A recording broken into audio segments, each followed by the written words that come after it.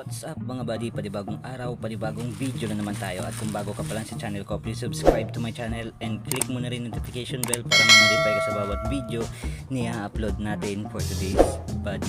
So another unboxing series na naman tayo.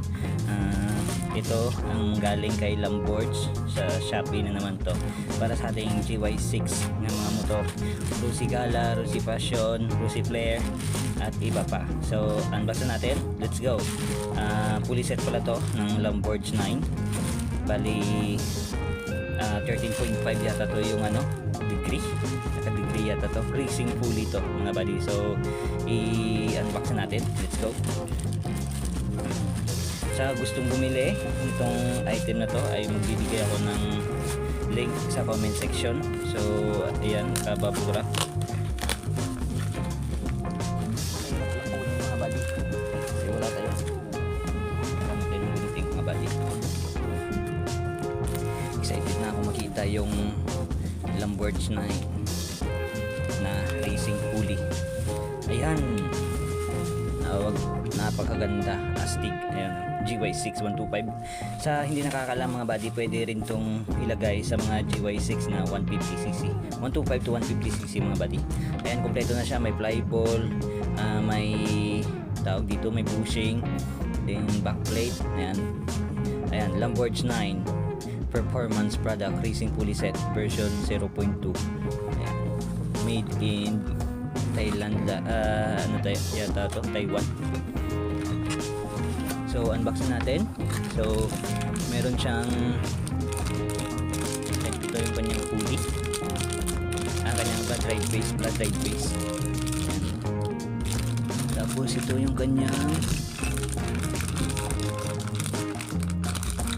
pulley mga buddy. Ayan. So open natin.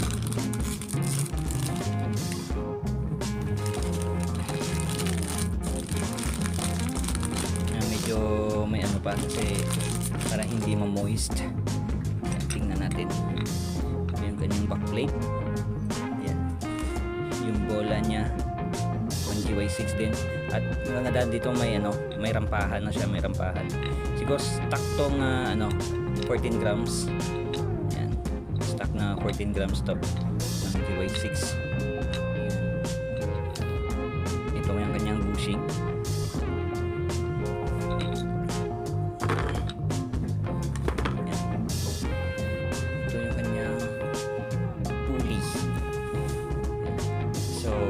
Compare natin sa stock meron din akong Lamborghs 9 na stock fully. So kukunin natin at i-kukumpara natin mga buddy. At mga buddy, ito yung Lamborghs 9 din na binili natin sa kanila, ang GY6 125 din. Ito yung kanyang drive base. Yan, medyo malaki na siya. Yung kanyang pulley.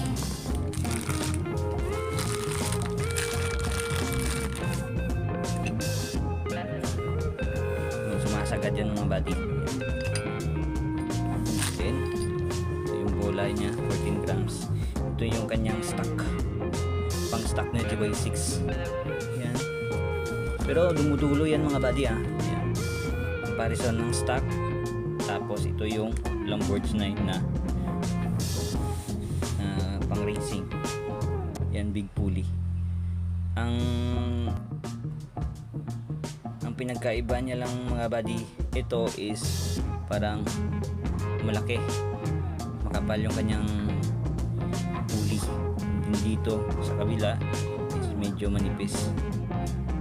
So tatry natin yan later mga buddy.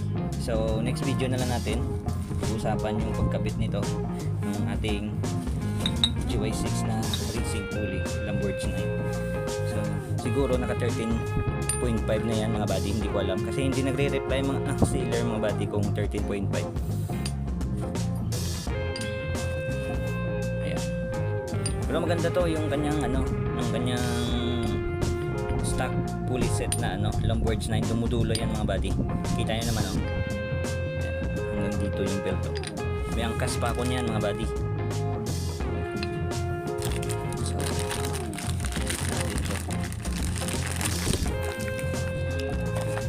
mga buddy, comment down below kung confirm na lang natin yung bushing niya kasi dito. Ayan, parehas din kalaki yung bushing ng ito, ng GY6. Ayan. Parehas lang kalaki. Yung nagkaiba niya lang ay yung kanyang pulley. Malapad siya mga buddy. So itatry natin to mamaya. Magagawa tayo ng another video mga buddy. So dito parang nakalkal na yung mga tampahan. Ayan. Ganda, nakita na closely. Ayan mga buddy. May rampahan talaga ang bola. Ayan. So hindi mo na kailangan magpakalkal. Ayan. Kung gusto nyo mag-combination, ganyan yan. Dito 14, dito ilalagay ko 13, 14, 13, 14, 13. So itatry ko. Pero mas maganda kung straight na lang, straight 14 or straight 13.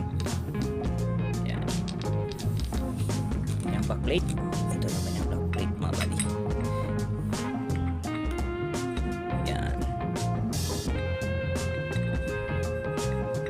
Goods. Tapos unbox natin yung kanyang drive face.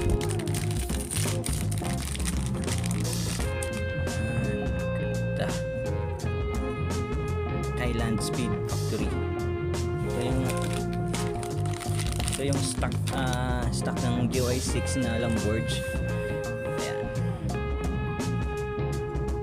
Kayo na naman kumpara mga buddy.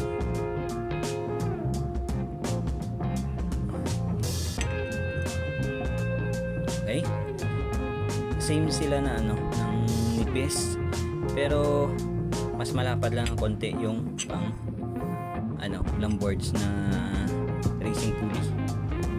So hopefully naka 13 degree na to, 13.5, para subukan natin kung quality ang speed niya or aabot na tayo sa 90 ph, 90 kph. So itatabi na natin to.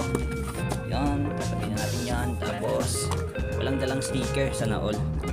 Sana mayroong kasamang sticker mga buddy, no? Hindi tayo pinadala ng sticker. So yan, babalik natin to. So itatry na natin yan. So gustong mga ka-GY6 ang gustong bumili nito, ilalagay ko na lang sa comment section yung pin ng ating, hindi naman to sponsor, so para makatulong lang sa naghahanap ng mga alternative na pulley set. Ayan. Walang sticker.